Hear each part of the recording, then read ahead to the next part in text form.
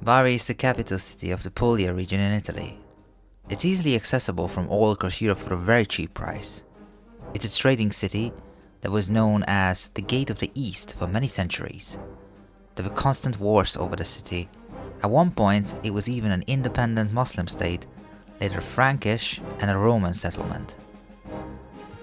Medieval Norman rule finally brought some stability to a city that had always lived through conflicts, and it was later rebuilt by the Swabians. Its story continues through the modern ages, and eventually in 1860, Bari became part of the newly formed Kingdom of Italy.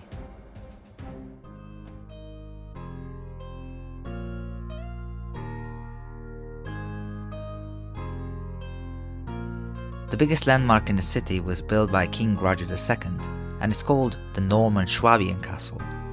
It was originally constructed in the 12th century, although it was later demolished by the Sicilians, who then rebuilt it again. Over the centuries, it was owned by major European dynasties and aristocratic families, later used as a prison and then as a barracks. Today it hosts exhibitions as a museum.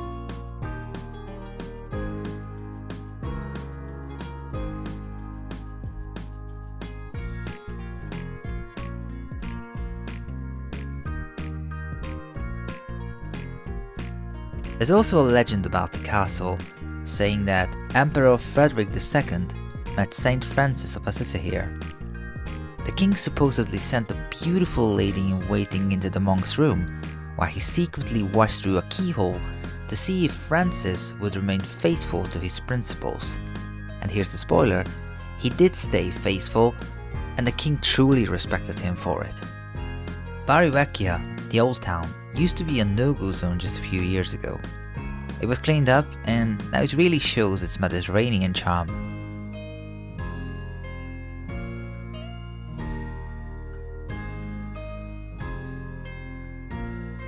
Still, you have to be careful in these narrow streets. Sometimes they get so tight that if someone rides up behind you on a bike, you literally just have to press yourself against the wall to let them pass.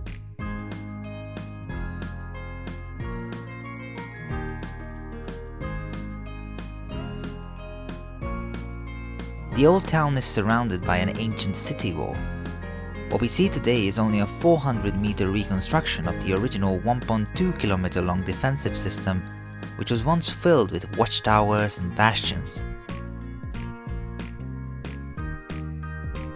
San Sabino Cathedral was built in the 13th century in Romanesque style, on the site of an older Byzantine church that was burned down by the army of William I. The cathedral we see today was built in Baroque style in the 18th century, but those ornaments were removed in the 1950s to restore to its original form, because it's one of the outstanding examples of Apulian Romanesque architecture. The Norman castle might be the biggest landmark by size, but most tourists actually come to Bari for the Basilica of Saint Nicholas. It's an outstanding example of Norman architecture with its massive and simplistic look. The relics of Saint Nicholas are kept here. And we don't really need to introduce Saint Nicholas because he is Santa Claus. He was born in the 3rd century in Patara in today's Turkey into a wealthy family. After becoming an orphan at an early age, he used his inheritance for charity. Later as a bishop, many miracles were associated with him, especially related to helping the poor and the children. The Basilica is not only important for Catholics, but also a major pilgrimage site for Orthodox believers, because Saint Nicholas is deeply respected in both Christian traditions.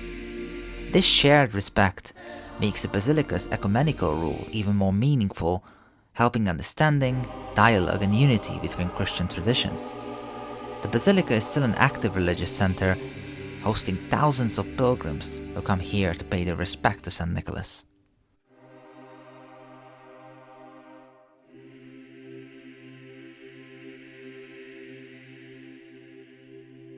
There are also several smaller landmarks in the city. Teatro Margherita was built on the site of an old harbour, on piles sunk into the sea, just like in Venice.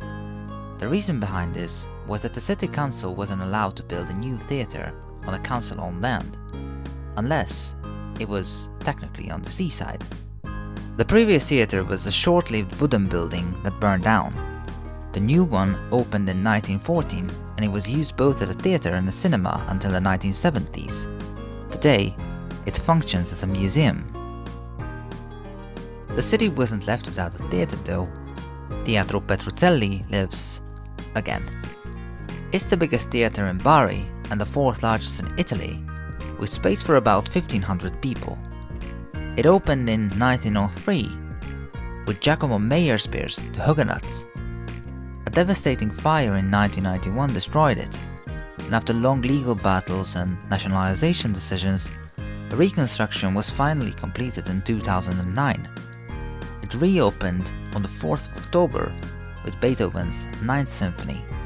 Today, it hosts ballet, opera, and symphony performances, and is still one of the cultural hubs of the city.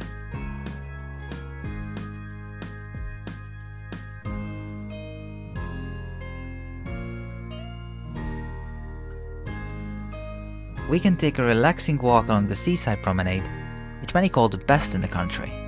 Its design represents modern architecture mixed with traditional southern Italian style.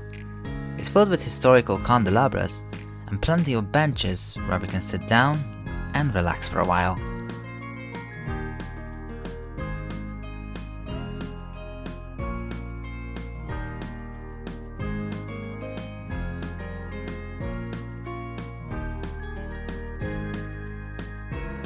Using the beaches inside the city isn't really recommended. I read a lot of bad reviews about the water quality here. Just a few hundred meters from the city center, drainage flows into the sea, and the harbor is also very close. Pane e Pomodoro Beach was in pretty bad shape when I was there too. So if you're planning some beach time, it's much better to visit smaller towns around Bari instead. If you liked the video, don't forget to like and subscribe to my channel. See you next time.